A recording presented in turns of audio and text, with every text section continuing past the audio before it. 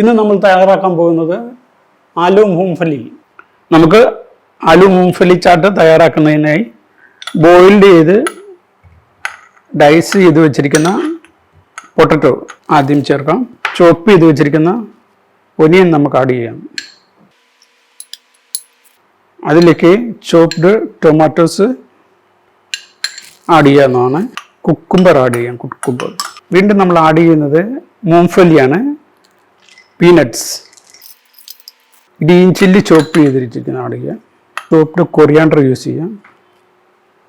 അതിലേക്ക് അധികം വേണ്ട, ആവശ്യത്തിന് ടൊമാറ്റോ സോസ് ആഡ് ചെയ്യാം.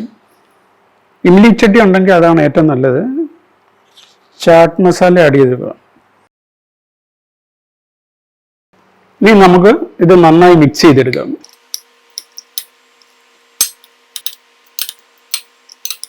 സലാഡ് നന്നായിട്ട് മിക്സായി വന്നിട്ടുണ്ട്.